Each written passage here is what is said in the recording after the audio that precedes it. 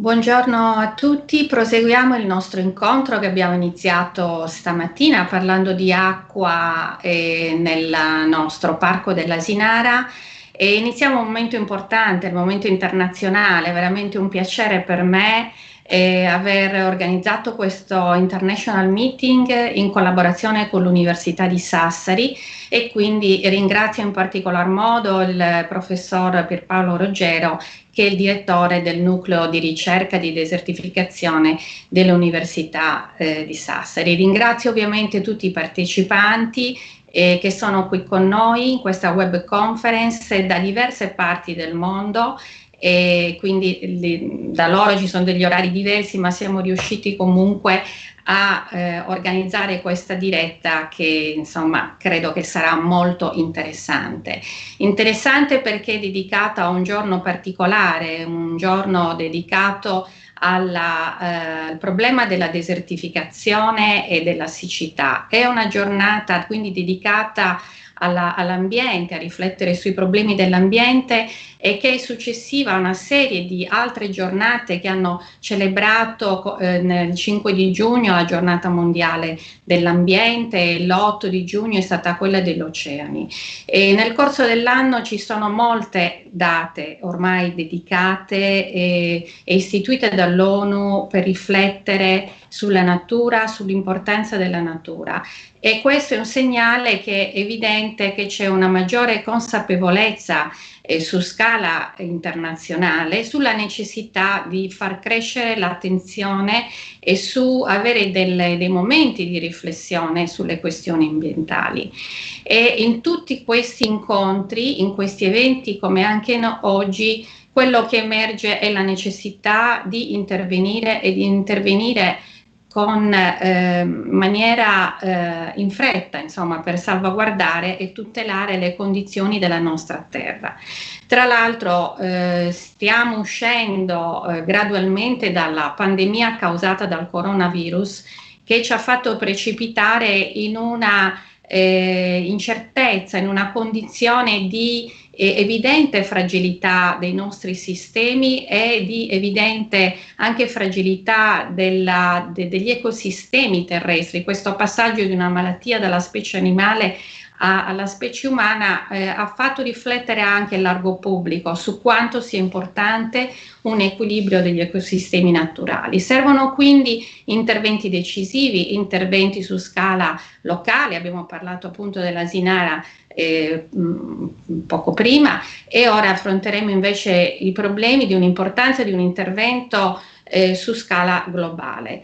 Per fare questo serve la consapevolezza anche della classe politica sicuramente e una forte collaborazione del mondo scientifico che è qui ben rappresentato che possa dare gli strumenti utili ai policy maker per intervenire. La sfida principale sicuramente è quella dei cambiamenti climatici e forse l'ostacolo più importante che dobbiamo affrontare è quello di immaginare un nuovo modello di sviluppo, oltre che un nuovo stile di vita per tutti noi, perché ognuno di noi deve fare qualcosa per arrivare al cambiamento, sfruttare le risorse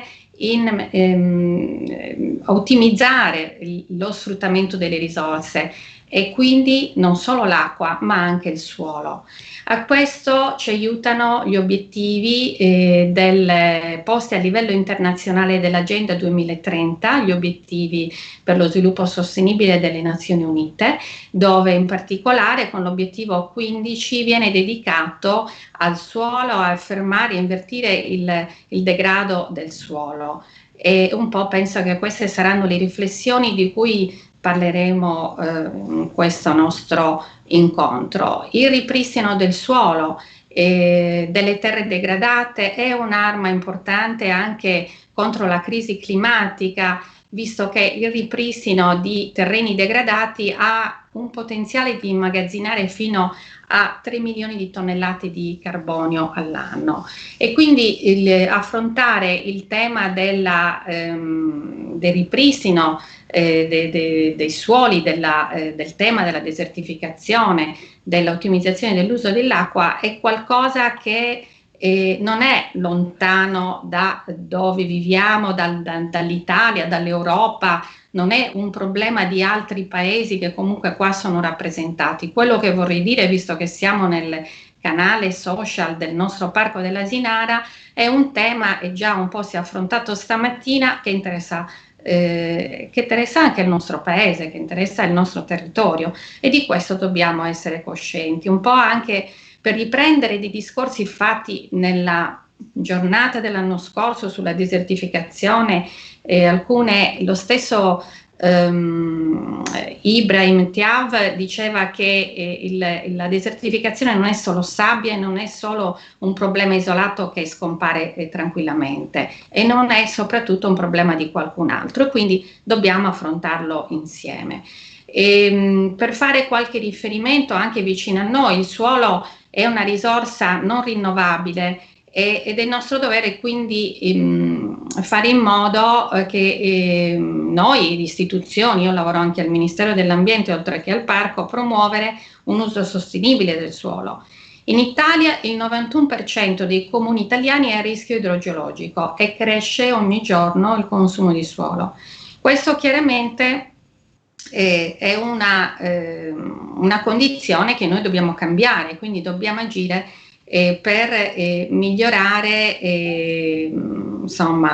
l'utilizzo e lo sfruttamento dei nostri territori. In questo contesto i parchi, su questo tema, credo che i parchi e anche il nostro Parco dell'Asinara possono mettere a disposizione non solo tutta l'attività di comunicazione e di educazione ambientale per favorire e per collaborare per un cambio di rotta, ma possono mettere, questo è un po' stato detto stamattina, il proprio territorio, la propria attività per sperimentare nuovi modelli di sviluppo sostenibili, che consentano di arrivare ad una qualità ambientale, ma anche dando possibilità di un'economia che quindi favorisca anche una qualità della vita. Occorre agire presto, e forse questo momento, un po' come è il titolo che è proposto per questo web meeting, suggerisce che forse questo è un momento propizio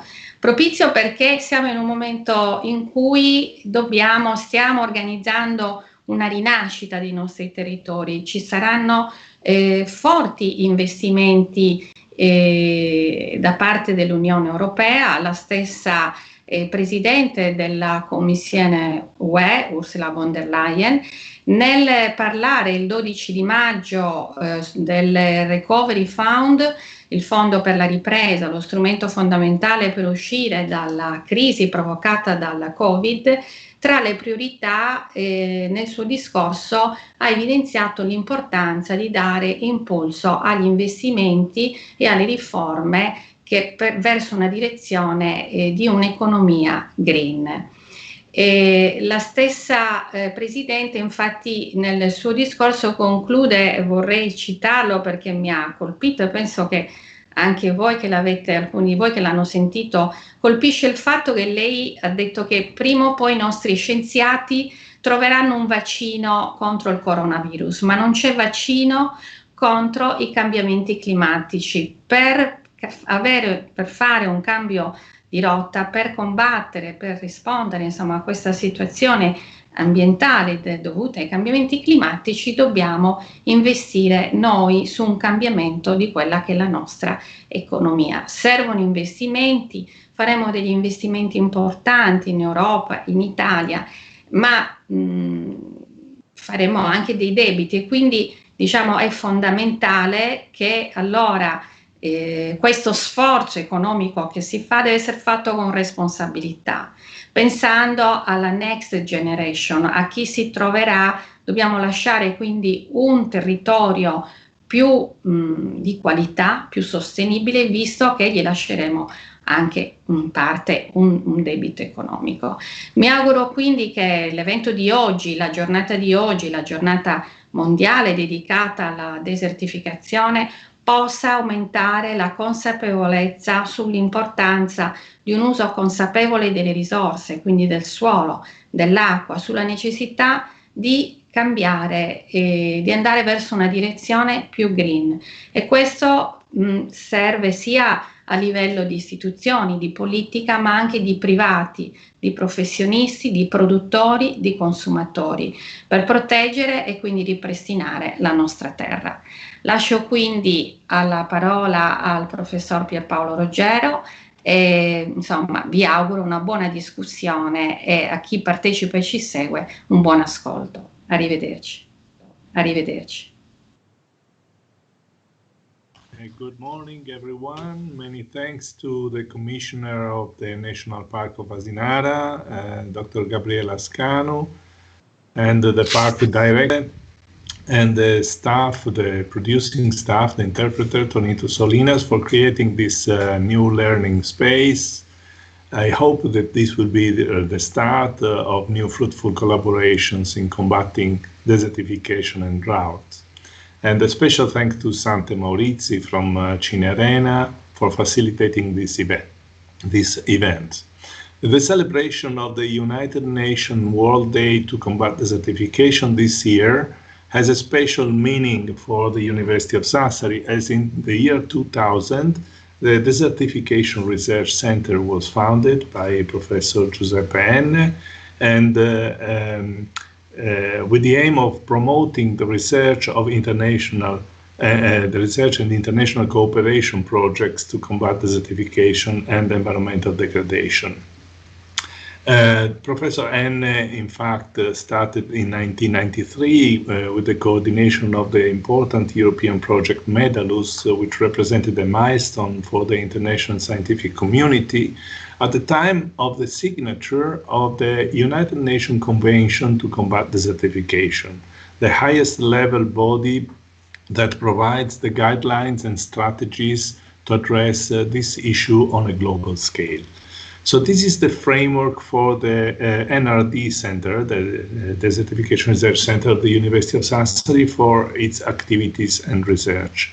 Today, to celebrate this event, we have invited an international team of scientists, representative of the scientific community, committed to this goal of improving soil quality and combating desertification and land degradation, from some of the most important ongoing international research projects, like the ENI Menawara project, coordinated by Dr. Alberto Carletti of the University of Sassari, which is on the recycling and reuse in agriculture of non-conventional water.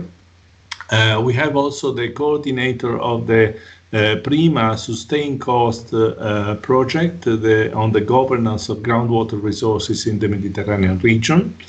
We have from Ghana in Africa one of the main partners of the Iwa Belt project, an Horizon 2020 project coordinated by Professor Giovanna Seddaio from the University of Sassari on the sustainable intensification of agriculture in Africa. And we also have a representative of CONICET, the National Research Council in Argentina, with expertise on desertification and land degradation in South America.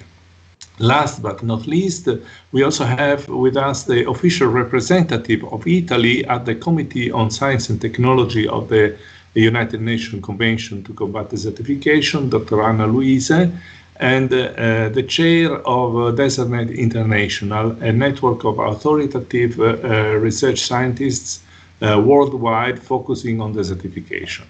So I want to be brief because we have a lot of interventions, and I invite Youssef Brahimi to take the floor.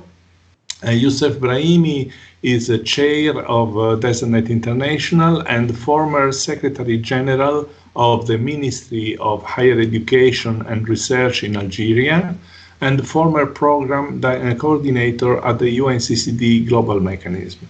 Youssef, the floor is yours. Thank you, Pier Paolo, and thank you also the National Park of Asinara for this invitation. It's an honor for me to participate to this celebration of this very important day. I would like first to take this opportunity to pay tribute to the founder of DesertNet International and our first chair, Professor Giuseppe Eni. The NI is now 20 years old. Just to say thank you, Professor Eni, you can be proud to see your work growing. Thanks again. So, we will draw lessons from the crisis. Next slide, please.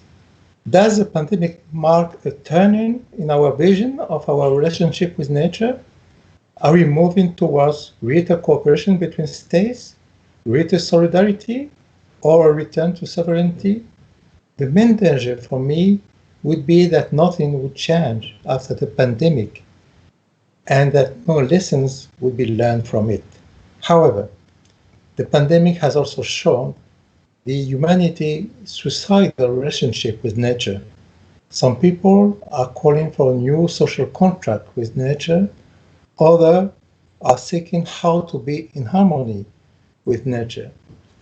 Next slide, please. As a modest contribution to the debate on the occasion of this International Day to combat desertification and drought, I would like to share with you two small experiences, one in Sri Lanka and the other in Africa, highlighting first the difficulty in reconciling the sustainable management of natural resources with the imperatives of development through the fight against poverty, and for Africa, the potential role science could play to provide accurate information for decision making. Next slide, please.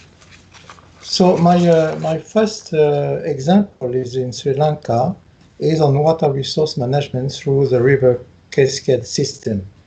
The Cascade System is an ancient, very old distribution structure, more than 2,000 years old.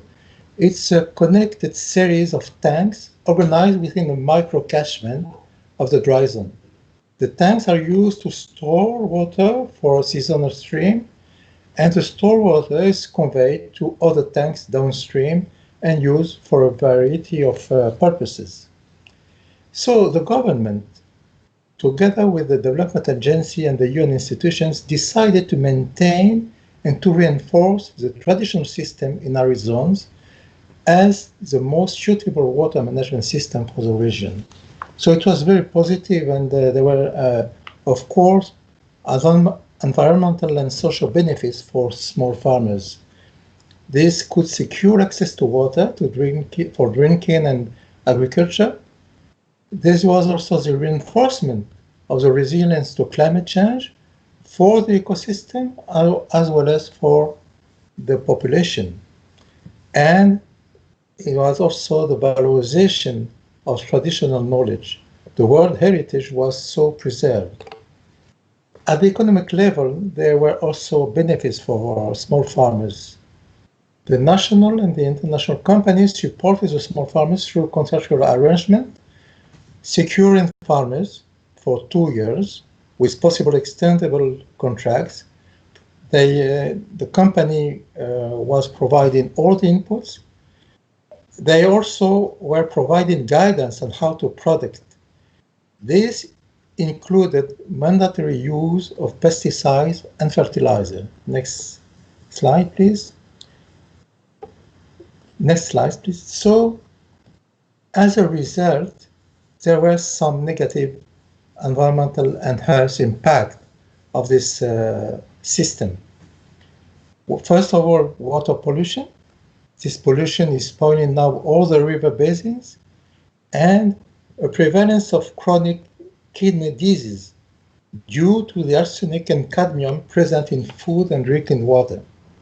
So from this contradictory activities, one, to protect traditional knowledge, to protect natural resources, and the other one by promoting profit and productivity, what kind of lessons can we learn from? We have a lot of questions. Is the lack of exhaustive, comprehensive, and coherent policy? Is it due to this conflict between profit and sustainable natural resource management? And what could be the role of scientists in this case? The second example, next slide please, is related to Africa and to measure African initiatives to combat desertification and climate change. The first one is the African Forest Landscape Restoration Initiative, AFR 100, which has been initiated in 2015.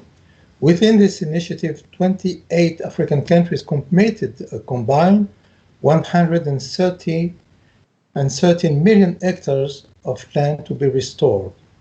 The second example, the second very important initiative is this Great Green Wall, initiated in 2007. It's an ambitious plan which is now an initiative promoting a mosaic of sustainable land use and restoration practices. The objective is also 100 million hectares by 2030. Next slide, please. In light of this ambitious objective and the communication that surrounds these initiatives, we find ourselves challenged by the evaluation that FAO has just produced some weeks ago. In this, the key finding of the FAO 2020 Global Forest Resources Assessment is that Africa had the highest net loss of forest area. Africa had the largest annual rate of net forest loss between 2010 and 2020 at 3.9 million hectares, followed by South America, and the rate of net forest loss has increased in Africa in each of the 3 decades since 1990. These 2 initiatives are not the only one at the African level on natural resource management. And the FAO assessment doesn't mean that these initiatives are not successful in their respective area. What I wish to emphasize here is the need to get scientific data on the results achieved so far by the different initiatives on combating desertification and reforestation so that the results of this assessment can be explained and understood. More globally, the role of scientists will be crucial to produce the needed data and to undertake the scientific and regular monitoring and evaluation of such initiatives in support to decision makers, the African Union Commission in particular. Next slide, please. So, how can we link these experiences to the crisis? I will only list some of the key lessons I think we can draw from lessons from the current situation. The first one is that it's obvious that the overexploitation of natural resources leads to a disaster. Poverty and environment disaster go hand in hand. I mean, we can consider both objectives, combating poverty and work for sustainable management of natural resources. There is also a need for a comprehensive vision of future based on respect of nature and not on the lone economic and financial profit. The Sri Lanka example is enough highlighting this. Another lessons I personally draw from the COVID pandemic is that the public sector showed during the COVID-19 pandemic that it was the most secure pillar for the society. And science played a crucial role during the pandemic. So I think that the role of scientists in the search of a new contract with nature must be acknowledged by all the decision makers. That's some ideas I wish to share with you. I thank you very much. And I'm ready for any question. Thank you. I give you the floor, Pier Paolo. Yes, thank you, Youssef. Thank you very much for this very interesting presentation that showed us how we can combine traditional knowledge with modern science to address the issues that we are facing today. The FAO figures that you provided are really dramatic and call for urgent actions. We also learned that the small farming systems can play a fundamental role in the providing food and ecosystem services to humanity, and that human activity, soil fertility and water and air quality are closely connected. And the socio-economic dynamics that are driving the practices and impacting on land resources must be considered. So your examples, I think, are very inspiring in showing us the relevance of the One Health paradigm.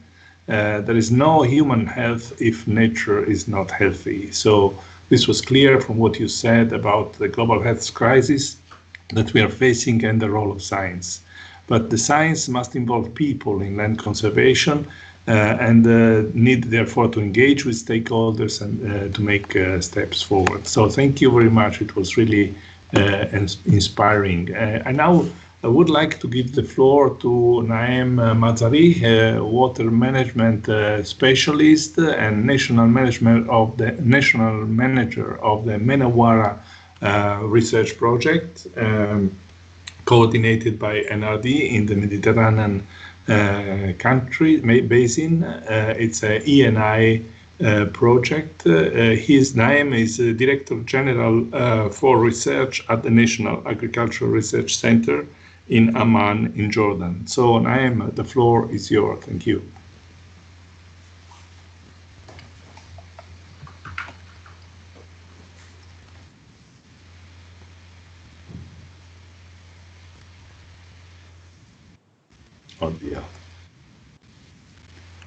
So I think Naeem has some technical problem.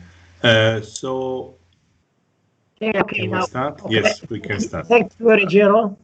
I would like to thank Sassari University for the invitation to this important event. I would like to present some our experience in water management and success story in Jordan. Next, please. As you know, next slide. Next one. As you know, we have in Jordan challenge facing agriculture development. The main of this challenge is the water scarcity in Jordan. Jordan is considered one of the poorest countries in the world. And in addition to that, we have another problem regarding the land. Also, we have the climate change problem and the food security problem, because we have a problem in growth rate of population. It is natural or from the our surrounding countries' refugees that increase the pressure on our resources, especially water resources. Then also we have another problem regarding the increase the pressure in the groundwater, because we want to get food for the peoples from this very short on resources. Now, the searching for the new available water, it is costly. So we are found three solutions, or we are selected three solutions to work or to reduce the problem of water. One of these, next slide. Next slide. One of these solution is looking for using the treated wastewater. This, as you know, Jordan, the allocated for each person about, no, please, the previous one. Okay. Now, previous, please. Previous slide. Yes. Oh. Okay, we are selected 3 solutions using the non-conventional water resources treated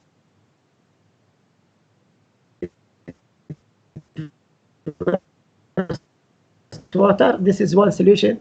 Other, we design about 90% of area is arid land, and the rainfall is less than 200 millimeter. And then any collected water will be very important. So we select water harvesting to enhance this region. Another thing, we diverted to use the protected agriculture, and soils production system. The third one, we are also, the management is very important. The first step in management is to measure the actual evapotranspiration. Also, we are making this session.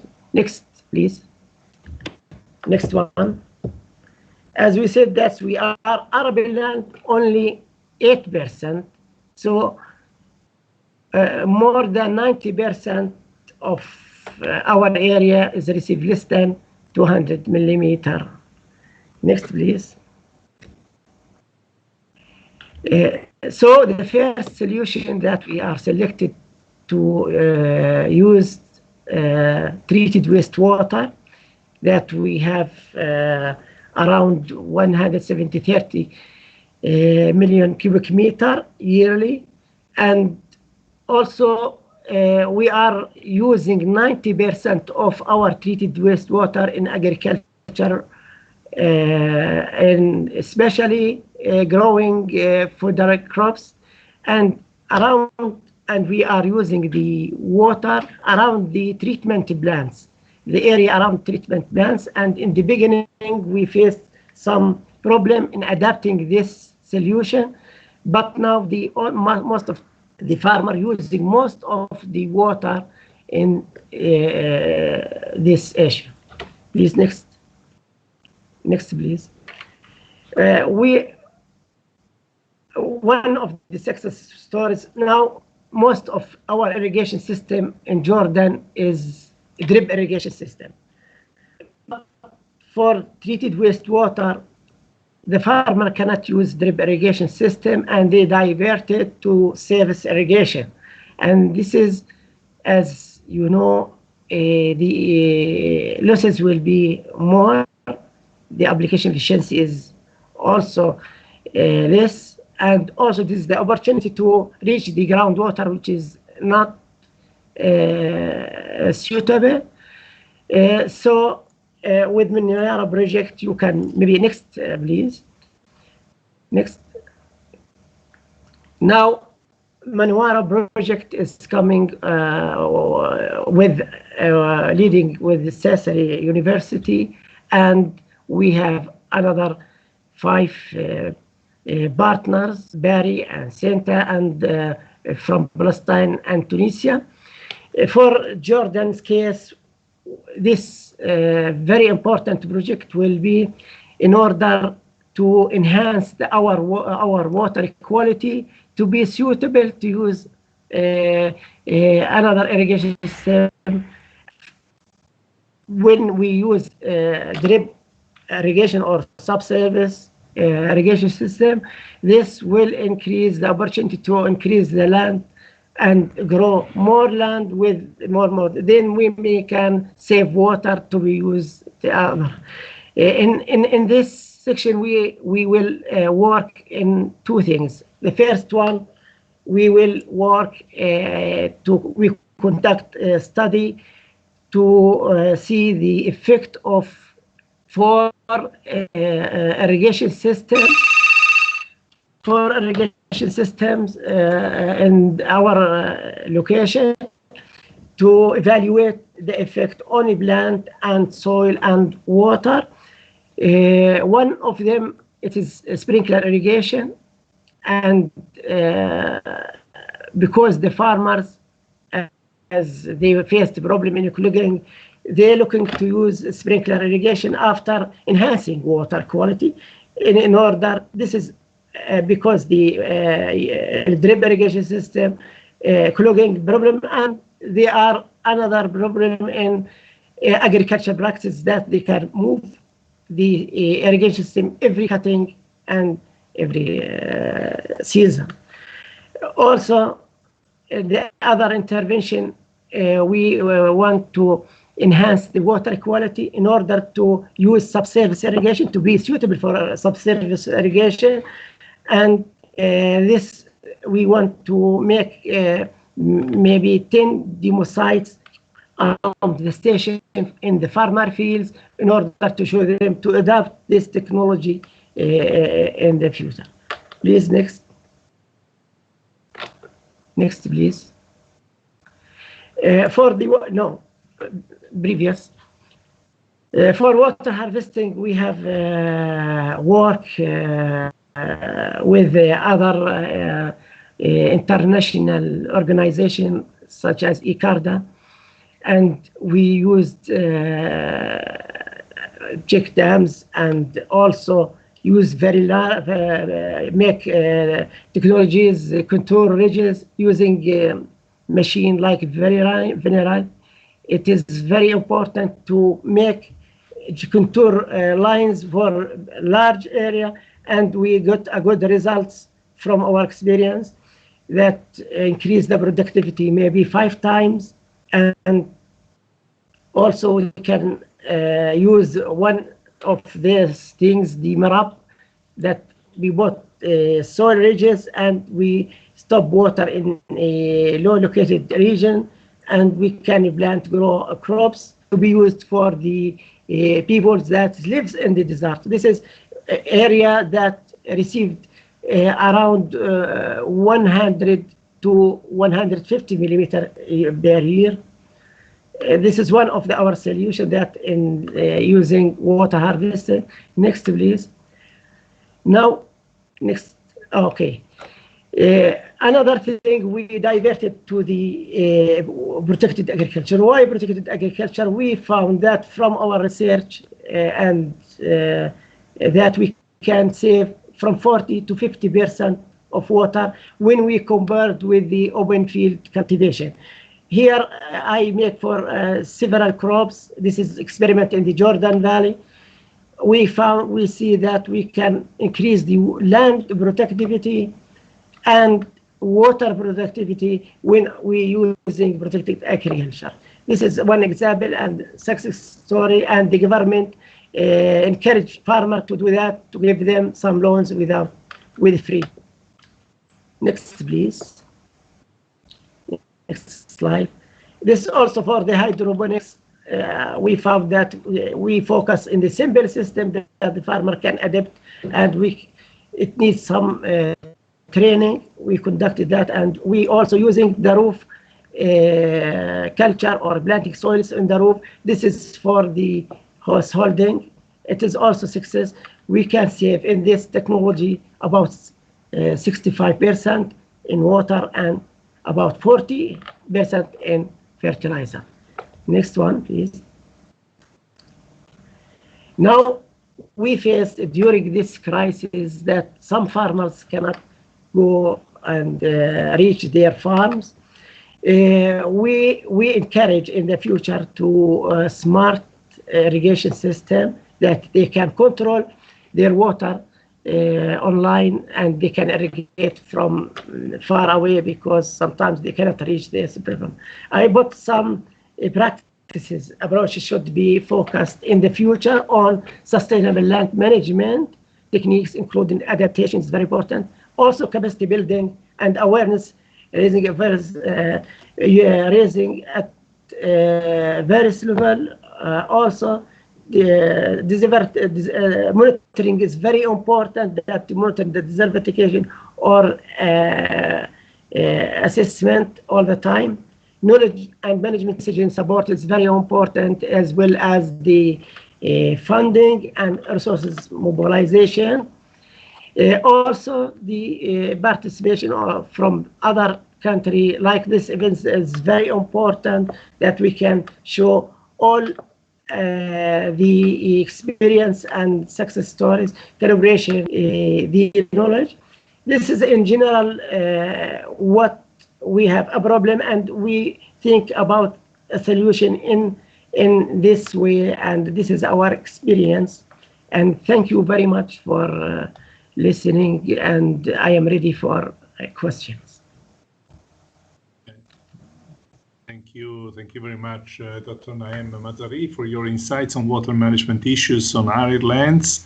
We know dry lands host millions of humans, billions of humans worldwide, and they are very vulnerable environments, and water has a strategic role also in terms of conflicts between people.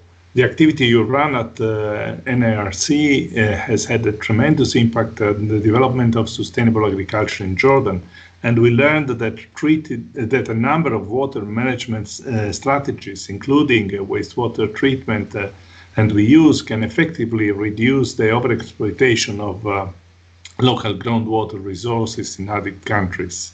These are also good lessons to learn for the Asinara Park, and we hope to host a Menawara meeting soon in the Asinara Park very soon.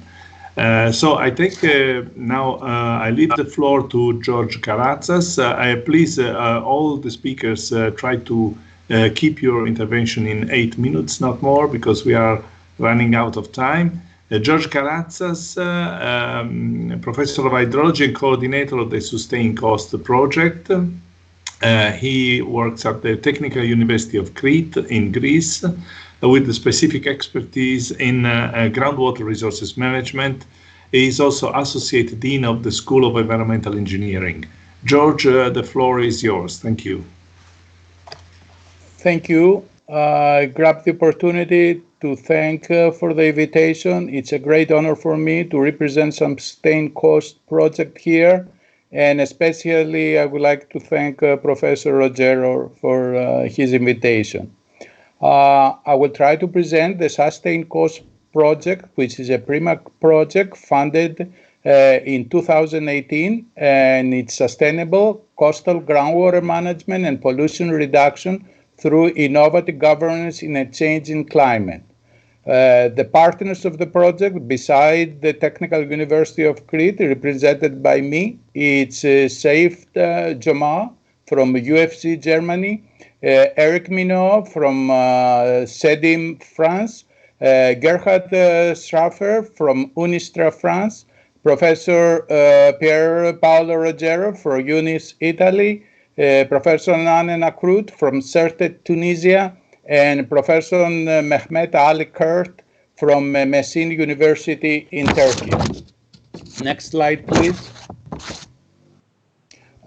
In the project, there are, as I mentioned earlier, 7 partners, and also there are 4 field sites, field cases. As you can see, the countries that are involved, Turkey, Greece, Italy, Germany, France, and Tunisia. And the 4 case studies are in Elderim, Turkey, Maya in Crete, in Sardinia, and one in Tunisia.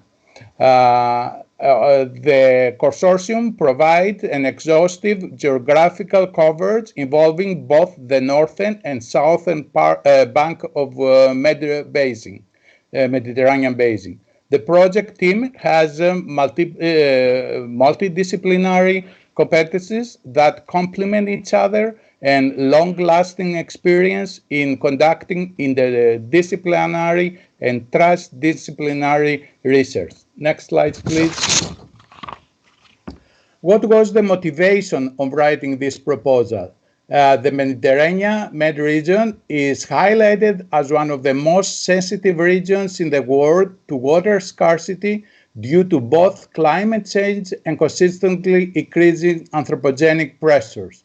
As you can see in the map on the right part, on the upper right part of the slide, All around the Mediterranean area basin, we have the red color, which means that high water stresses regions. And as we go to the lighter colors, means the stresses is less than the dark colors. The similar situations we can see all around the world in the global map, which is in the low part of this slide, which we can see red areas all around the world, and especially along the coastal aquifers. The development of large and merged megacities increases the pressure of water resources, quality and quantity, due to rising population and increase of economic activities in the mid-coastal zones. This situation is being further intensified by the climate change pressures and vulnerability of the mid-coastal region. Water resources management and water governance in the mid-coastal zones is an important and urgent challenge. The World Bank found in that the Med region has the greatest expected economic losses from climate-related water scarcity, estimated to between 6 and 14% of GDP by the year 2050. Next slide, please. What is the objective of the Sustained Coast project?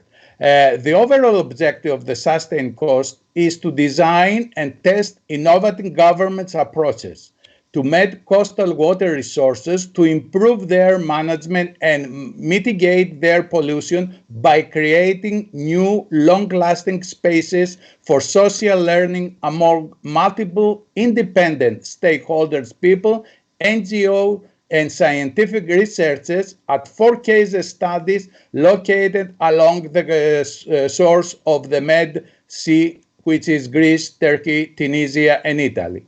As you can see in the picture that is shown on this slide, the core of the project is governance, socio-economic analysis, and integrated management, which are 3 of the work packages that we are involved. All this, we get information from the stakeholders, we work on this using all these tools, we have a decision support system that goes back and forth to the previous work packages, and we try to make the dissemination of these results and going back to the stakeholders, getting the problems from them, working with their problems, and then going back and find the solutions with them. And I think this is one of the inventory part of the project that the stakeholder involvement is very much in this process. Next slide, please. The Sustained Coast approach is a holistic manner, inclusive and integrative. Saying inclusive, we mean stakeholders engagement, including civil society, public and private sectors, and scientists. This is very important to involve everybody who lives or is in the area of studies, in the area of interest. What we mean by interactive? We start with the site characterization and with the living labs, which means the involvement of the stakeholders. We use high-resolution monitoring, smart modeling, socioeconomic assessment, innovative governments, mitigation measurements, and working all this that we go back and we make decisions working again with the living labs and the stakeholders. Next slide, please. Now, regarding the Sustained Coast and COVID-19 pandemic, the Sustained Course is learning many lessons from the COVID-19 pandemic. And definitely the project implementation will consider that very careful over the rest of the project period. We are more convinced that before that, sustainable groundwater management needs an accurate understanding of the aquifer system functioning using smart tools and methodologies, something analogous that happened with the epidemic of COVID-19. The adoption of the right mitigation measures and at the right time are essential to the changes, similar to the numerous evidence seen worldwide to manage the COVID-19 pandemic crisis. We saw that in places and countries where the mitigation measures were taken at the right time and at the right space, then the effects of the COVID-19 were less than the other places in the world. Participatory approach is very crucial for ensuring successful implementation of a mitigation measure consistently. And high-frequency monitoring and data sharing are fundamental to assess the efficiency of actions and compare between case studies and traffic knowledge. Thank you for your attention. Thank you. Thank you very much, Professor Karatsas, for your interesting insights on the relevance of innovative governance of water under climate changing conditions. We learned since the Roman age and even before that water governance is strategic in sustainable livelihood. And we are actually running out of high quality fresh water, also in wet countries. And so groundwater resources management is strategic also for northern countries, not just for Mediterranean countries. So thank you very much. I do hope to host a meeting also of the Sustained Coast project in the Asinara Park very soon. Now I would like to give the floor to Anna Luise. She's a member of the Committee on Science and Technology at the United Nations Convention to Combat Desertification. She's representative of Italy for this, and she's researcher at ISPRA in Rome with specific expertise on the governance of complex environmental issues. So Anna, the floor is yours. Please keep your presentation in 8 minutes. Thank you. Thank you. Thank you, Pierpaolo, and I was regretting to not having the written presentation, slides and so on, but I am happy because maybe I will be much more rapid in explaining what I would transmit to you. And I was thinking that about a sort of tale. So it means my experience and the Italian experience in this field. Italy, particularly in the regard of the United Nations Convention to Combat Desertification. I represent Italy from many years. Maybe it's the time to stop. But I am very happy to be in this arena because the convention and the theme desertification is the real example of what means sustainability. And the convention is based on the relation between the environment, so it means the ecosystem health and the population health. So last year I had the opportunity to participate on the preparation of the Global Environment Outlook. The title was of this document is Healthy Planet for Healthy People. And today, in the last day in this period, we had I was very happy to hear that also the UNCCD secretary and the UNCCD as the complete corpus adopted as motto healthy land for healthy people. It means that the relation between where we live and our health is really linked. Pierpaolo announced the principle of One Health. One Health is one of the most important principle that you should follow. And what are we doing as convention and as Italy? Very briefly. So I have the honor to be to represent Europe and other donors country in the Bureau of the CST for the next 1 year, maybe till the next COP. And my position is very interesting because the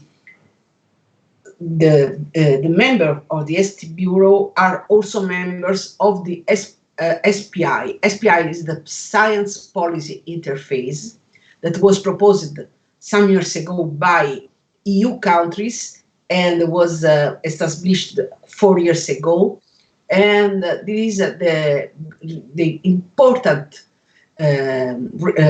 body that follow what Gabriela was saying in his intervention, the relation between the knowledge and the policy. This is the bridge that we should continuously improve, because without knowledge, the policies, programs, plans, strategy, and everything would be less efficient, less effective in their result. Meanwhile, the science, the knowledge, without the transformation in operational tools, without their embedding in the activities, is far from the life. So we don't like so. I see that all the people around this virtual table may share my point of view. And in this period, the SPI is working on two main pathways. The one is to transform the LDN, the land degradation neutrality, that is the main focus of the convention, on operational tools, to build a sort of a concrete toolbox for countries, and on the other side to develop the framework, the strategic framework, or the operational framework for coping with drought issues. Drought is have been included in the current framework strategy on the CCD. Maybe Youssef remember our meeting in Nairobi, where this issue was put on the table very strongly, and we had a strong discussion. But anyway, it's a good pathway to follow. On the same time, the SPI is working, adopting one that has been a sort of Italian motto to work in synergies. And Pierpaolo, in his intervention, mentioned many times the necessity to bring together water management, land management, as well as social element in economic point of view. And we are working together with IRP, that is the International Results Panel of the UNEP, the IPCC and IBES, the big and well-known panel for climate change and biodiversity, as well as with ITPS, the International Technical Panel for the GSP Global Soil Partnership, and with following the preparation, the next Global Land Outlook, the second edition. So I was telling us this story of our work in the UNCCD, much that is, in my opinion, related with the themes that today we are affording. And on the other side, Italy experience. Italy as the chance and also the way to be affected and donor. So we have the experience on the field in Italy, because we must cope with desertification and land degradation problems also in our territory, and we have the responsibility to be on the side of the other countries and giving them the opportunity through resources. That means knowledge, that means technologies, that means funding. And what we are doing in Italy, as donor country, as affected country, we are strongly working in order to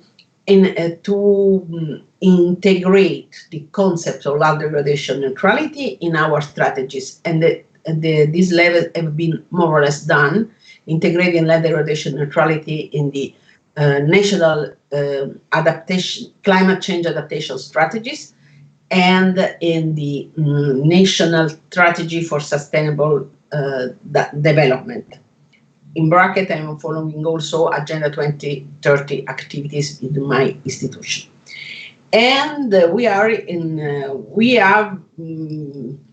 built the baseline, we built the proposal of the activities that we should done, we should improve, we should start. And now we are in the phase to transform this knowledge achievement in political and in the political action. So it means in the decision-making process. As donor country, we have a lot of bilateral projects. I'm ending the presentation, my speech. So we are working together with the UNCCD. Italy funded a project. The name is Creating Lands for Opportunity. Creating Opportunity from Land. And this project is dedicated to 3 Sahel countries, is Ghana, Niger, and the Burkina Faso, where through a strict relation with local actors at community level, we would improve the capacity to manage the land, and utilizing also a large panorama, menu of tools, including renewable energy, including the strategic planning view. And this project is mainly devoted, or as a focus also, on the women and youth. That's all my contribution to the debate, also to explain what we are doing as Italy, and me personally, because as you know, I am very happy and very deep in this kind of project and programs from the governance. As Paul said. Thank you. Thank you very much for your inspiring thinking about the Italian experience and role at the UNCCD against, again, the One Health concept and the role of science policy interfaces are central for the future of human well-being. And your long experience as representative of Italy at the UNCCD has been a fil rouge for promoting the sustainability policies also in our country. And you are actually our reference point for the Italian and international scientific community at the interface with policy and governance. So thank you very much. I now give the floor to Elena Maria Abraham, Director of the Center of Science and Technology, CONICET in Mendoza, in Argentina. She's former director of the Instituto Argentino de Investigaciones de Zonas Áridas, IADIZA, with the specific expertise in desertification, land degradation in drylands in South America. Elena, we are a bit out of time, so please try to stay in the 8 minutes. Thank you very much, Elena. I will try to do my best. I will try to do my best. First of all, many thanks for inviting me to this unusual day to fight against desertification. I was I have a temptation to speak about my comfort area, that is the Observatory Nacional of Desertification, to assessment and monitoring desertification in Argentina. But I thought could be better to have together some reflections about what's the situation at present of desertification in our perception. Then I will start with my presentation. Next one, next please. Next. Next one. Thank you very much. When looking for some differences, a very negative balance, a very positive one, clearly emerged in my thinking. I'm going to start with a positive. The pandemic clearly showed the importance of science, especially biomedical, as a source of knowledge and the importance of knowledge to decision makers. Second one. The second one, please. This crisis is a good example of how countries that made good decisions during COVID were based on good science. Science can and should inform policy at different levels. And today, the whole world is making decisions based on models and on scenario assessments for the first time ever. Over the last years, people's trust in science for decision-making has increased. And this is really an opportunity for combating desertification. Next one. Forward. The challenge now is to take advantage of this nice opportunity to learn quickly how can we bring these lessons learned about making decisions based on science-based models and scenarios to support decisions and policies in the environmental sector. Next one. The interpretation of facts and the integration of knowledge by scientists from multiple disciplines working in teams can provide high-level discussion of data.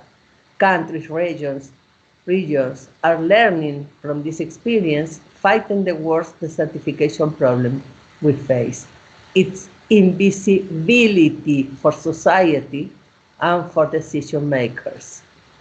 We are seeing the capacity to make science-informed decisions, but also the capacity gaps.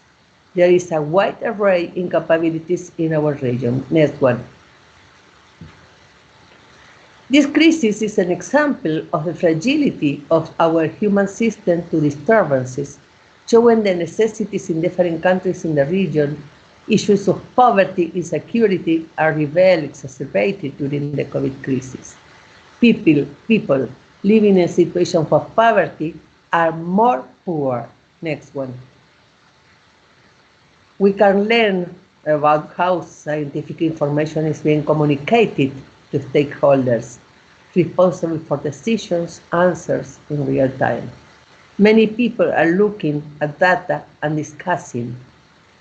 We have the need for training in data analysis, management, and interpretation. Next one. Among the negative issues, it is necessary to highlight during this time the increasing threat of illicit activity.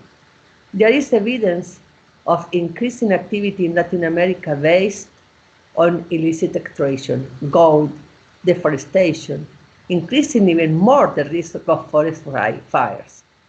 It is important to do analysis of the impact of illegal activities increasing during the situation.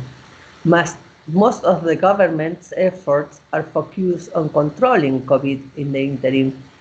In the interim, illicit groups are becoming more and more active. Next one. However, the fundamental thing that we have to recognize that land degradation and desertification are the great forgotten in the perception of decision makers and the general public in this crisis. Everyone clearly relates that the mechanisms of global climate change have collaborated so that this pandemic spread throughout the inhabited world.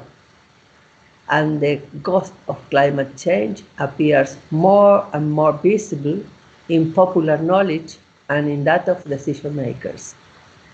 Denialism and its defenders have no support.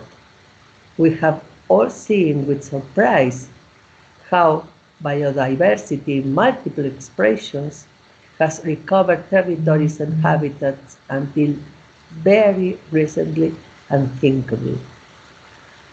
While we locked ourselves at home trying to avoid contagion, the clearings continued generating more and more modifications. Just look at the example of Colombia or the Argentine Chaco.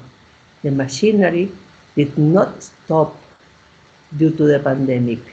It accelerated dramatically, but we still do not see it. Next one. Today, human activity has altered almost 75% of the Earth's surface and has regulated wildlife and nature in an increasingly small corner of the planet. Deforestation, illegal species trafficking, and intensive food production are some of the factors in the desertification processes associated with the increase in zoonotic diseases such as COVID. But we blame climate change and continue to see no desertification. Next one. But desertification and land degradation remain invisible, and their mechanisms are not perceived as clearly. Conversely, only few scientists link habitat destruction, recent global fires, and destruction of the biophysical and socioeconomic support of ecosystems to the pandemic, when this is a fact. Transmission of the virus from its animal host to humans, not only COVID-19, but probably many others, originates not from bats or pangolins, but from completely disturbed habitats. Next one. The climate crisis will not be resolved if we do not make a profound transformation in how we produce our food and how we manage the land, and especially if we do not change our consumption habits. In the post-pandemic recovery period, will we have the same economy using the same resources indefinitely, carbon-based economy? Or will we use this as an opportunity to move towards more sustainable economies? That will be the new normal. What will be the new normal? This is an opportunity to create a better normal. The scientific community can lead the discussion at the continental level.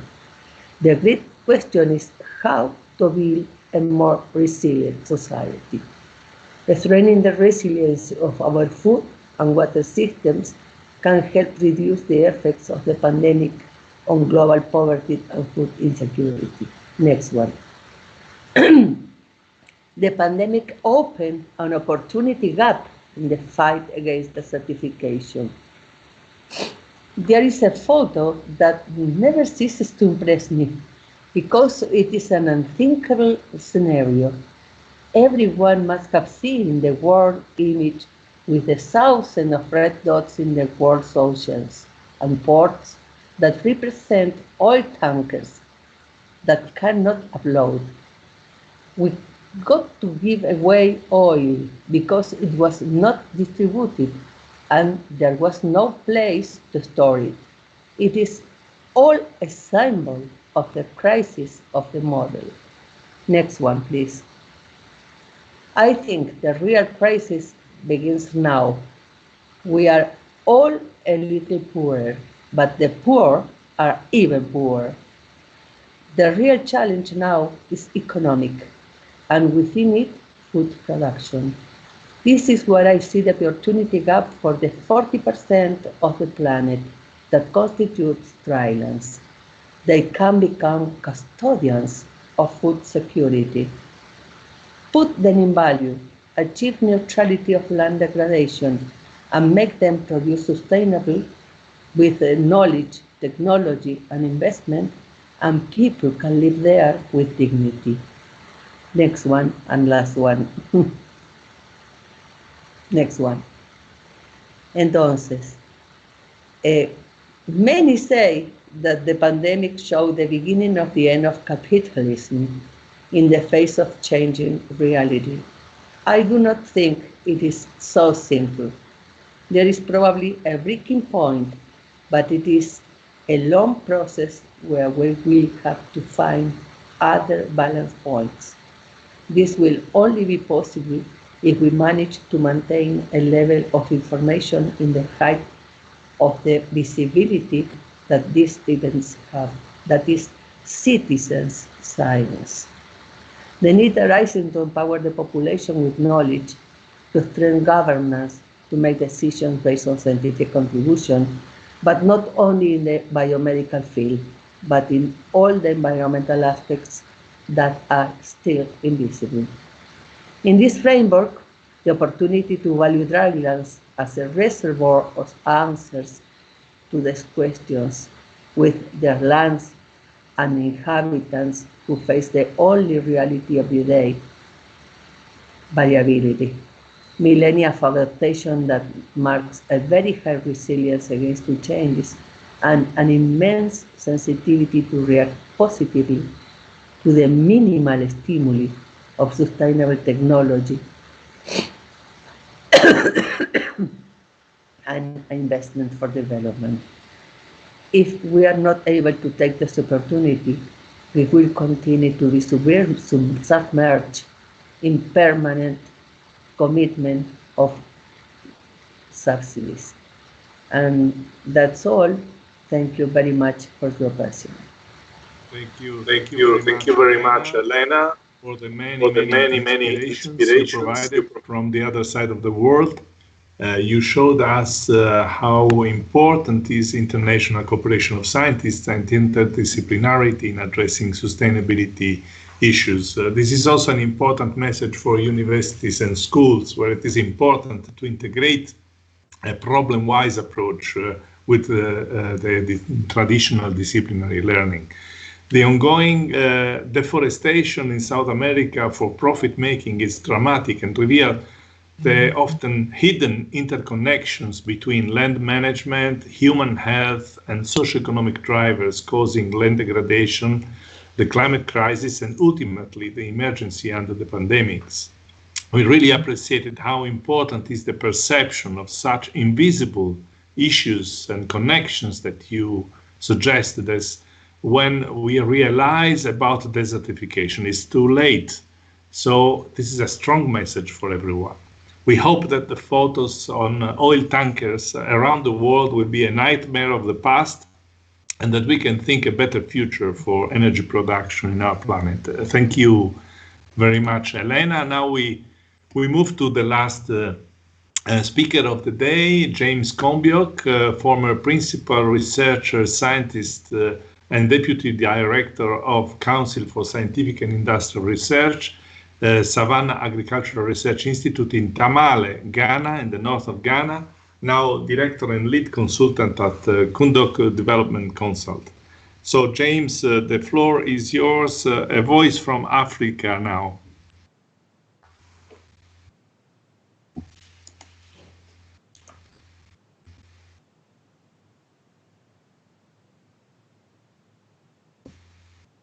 James, you have to switch on your mic, perhaps. Yeah, I've done that. Am I all right? Yes, go on, please. I can't see my presentation yet. I should go on what I have. Can you see it now? No, I can't see it. Please go on. I can't still see it. You should see it on Skype.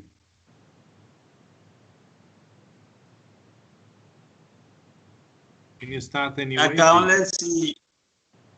can only see you and myself. It's a little bit delayed, perhaps. Can you please start anyway, please? Okay.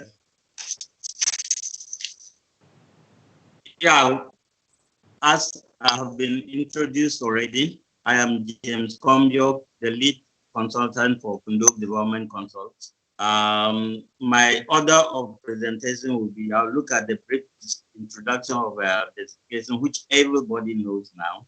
look at causes of desertification in Ghana, then efforts made by Ghana to combat desertification, then challenges in effectively carrying out this effort. Then we look at the role of EWA Belt project in combating desertification in the countries which are taking part. Then I conclude.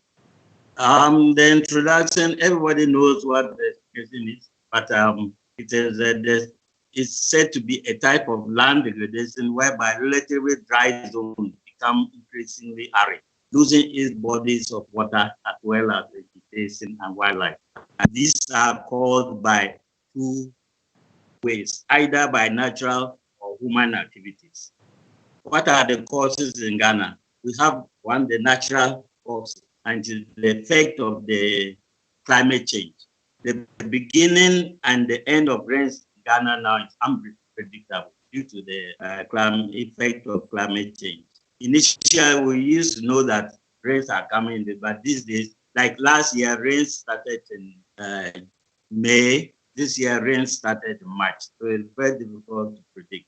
Then we had serious intermittent drought during cropping affect the crops. Then gradual diminishing of the amount of rain in Ghana. The rainy period becoming shorter each year. Then on human activities, we have felling or logging of trees for charcoal, wood charcoal. Then we have logs for roofing of houses. We have logs for industrial purpose. We have felling of trees for wood logs for exports to other countries. Then what are the human activities continued? We have 4 agricultural production processes. That's the 4 land preparation. We still rely on the plows, which are actually harmful to our soil. We plow and harrow along the slope for crop production instead of across the slope to reduce erosion. Then shifting cultivation still being practiced in some areas where you abandon the land and go to a new site.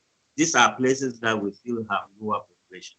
Then we have complete removal of crop residue after harvest. In some areas after harvest, they collect all the residue from the soil and leaving it there. Then we have the giant bushfires, exposing the soil to both wind erosion during the dry season and water erosion during the rainy season. What are the measures Ghana is in place or taking to combat desertification? Ghana, as we all know, being a signatory to the UN Convention to combat desertification, the UNSCCD, rolled out a national action program for the country. Regional committees were formed from the organizations to combat drought and desertification, especially in the 3 northern regions of Ghana, which are hit hard. These committees are to create awareness among the population, monitor natural resources, and supervise any activity initiated to combat drought and desertification. What are the successful measures? Some of the measures taken to combat drought and desertification in Ghana include afforestation, a mass production of nurseries to raise seedlings and several acres have been planted and still being planted. These are made of both economic trees such as mango tree and then shade trees, just to mention 2, and other trees such as the teak and the acacia species. Successful measures continue. Protection of wetlands, sacred groups, bushfire brigade formed to fight bushfire. These are happening right now. Some districts have banned charcoal production. The introduction of short maturing crops for drought escape, as well as drought-tolerant crops to farmers, is one of the measures. Soil and water management practices. We are abandoning plowing across the slope, reduce tillage practices, and integrated soil fertility management systems. Then identifying compatible crop partners for intercropping systems and favorable crop rotation systems have been developed and they are being extended for adoption. Then the use of perennial crops such as Kajanus kajang and Jatova is as border crops to prevent bushfires. Initially, Jatova was used for live fencing of gardens in Ghana, but Jatova was introduced into the cropping system Ghana UNIS NRV through an EU-sponsored project with Ghana to Tari in particular since 2020. Even though the adoption, our main aim was to make sure farmers adopt intercropping with Jatova to reduce bushfires and claim the land, and then to and to take fuel to that sort of extract oil from the Jatova plants for use at home. But these two things have not been adopted well because with the fact that we had fossil oil being found in Ghana just around that time. So people concentrated on the fossil oil instead of extracting oil from the crop. And the second reason was that the intercropping, as I told you, was low because they talk of labor, how to prune each year. But they have actually mainstreamed Jatova into border rules control fire, which is quite good. Then what are the challenges? Policies on bush burning and the ban on felling trees for charcoal production, even though it was good, enforcement is still a challenge, a problem. With the presence of COVID-19 in Ghana, even though the northern part was not totally locked down, activities had to be slowed down. Awareness creation in larger groups had to be stopped. And then training has also been reduced to smaller groups. Labor for the raising of seedlings and transplanting is also not available because of social distancing and the restriction of movement. Quarantine measures impede farmers' access to market for inputs such as seeds and fertilizers. Communities affected by COVID-19 are not able to attend meetings, and farmer-to-farmer transfer information is also now limited. What is the role of Iwa Belt intensification?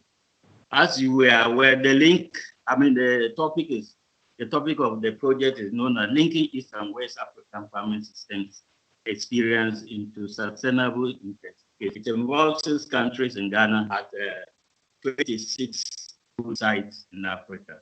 Firstly, the exchange of the experience in farming systems among participants in East and between East and West Africa zones will lead to the adoption of some of the proven systems in combating desertification in our various countries. Then there are other 3 ways project that can positively assist to combat desertification. One is revival of indigenous traditional crops, that is WP2, such as fonio, which is short maturing crop. If properly introduced to farmers in their crop, they can have 2 crops in the season. And then these lands, the poor land can be because fonio does not need any application of soil amendments. Then 2, crop improvement, protection, and boosting the crop value chain. That is WP3 and WP4. This will lead to the production of crop that can withstand the effect of climate change, improve yield of farmers for food security, and enhance family income. Then the third one is communication, dissemination, capacity building, and maximization of the Iwa Belt project at the UN level. Apart from the UN level, efficient dissemination of Iwa Belt project results for impact through demonstration and capacity building of farmers and agricultural field will lead to the adoption of farming systems that will reduce or minimize desertification. Because if results are not disseminated, there will not be any adoption. And we hope if it is disseminated at all levels, there will be adoption of the good results that can combat desertification. In conclusion, therefore, Ghana being a signatory to the UNCCD has for the past years implemented projects and programs such as tree planting, soil and water management, integrated soil fertility management, and so on to reduce the advancement into Ghana from Burkina Faso, Niger, and the rest. I cannot give details because of the short nature of the presentation.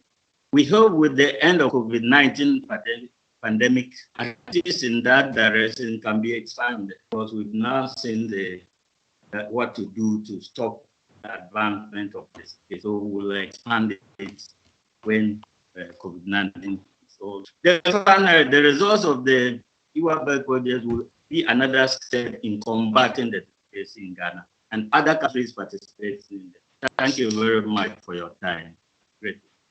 Thank you, Dr. James Kombiok. Thank you very much for your participation. The climate crisis is particularly affecting the north of Ghana, which is at the southern boundary of the Sahara Desert. So we grasped from your presentation the special situation of the sub-Saharan African countries affected by land degradation, and learned how Ghana is struggling to facing these issues effectively, and also the role of the international cooperation and possibly of our new project, IWABEL, that we hope will bring some further progress in this fight.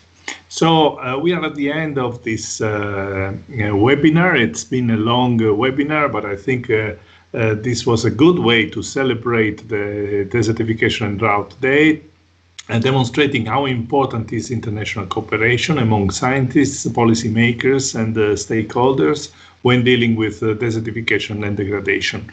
We also understood how difficult it is to communicate to the public arena about so many complex issues, and this is one of the main challenges that also UNCCD is facing.